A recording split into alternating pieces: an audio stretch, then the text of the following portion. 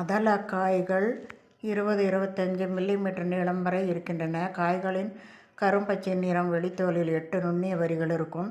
விதைகள் நீளவாக்கில் 4.6 மில்லிமீட்டர் அளவில் முட்டை வடிவில் வழுவழுப்பாக பளிச்சென்று இருக்கும். இது சாதாரண கண்மாய் கரைகள், புறம்போக்கு நிலங்கள், வேலியோரங்களில் வளரும் கொடியாகும்.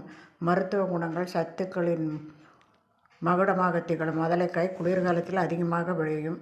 அதலைக்காயை அப்படியே சமைத்தும் வற்றல் போட்டும் வைத்தும் பயன்படுத்துகிறார்கள். சர்க்கரை நோயாளிகளுக்கு ஆரோக்கியம் தரக்கூடியது அதலைக்காய். இந்த காயில் துத்தநாகம், விட்டமின் சி, பாஸ்பரஸ் போன்ற சத்துக்கள் அதிகமாக உள்ளன. மஞ்சள் காமாலை பிரச்சனைக்கு சிறந்த மருந்தாக அதலைக்காய் கருதப்படுகிறது. குடற்புழு பிரச்சனை உள்ளவர்களுக்கும் இந்த காய் அருமருந்தாக அமையும். காய்கறி வகைகளில் அதலைக்காய் சற்று வித்தியாசமானது தான். இந்த கசப்புத்தன்மை உடம்பிற்கு மிகவும் நல்லது.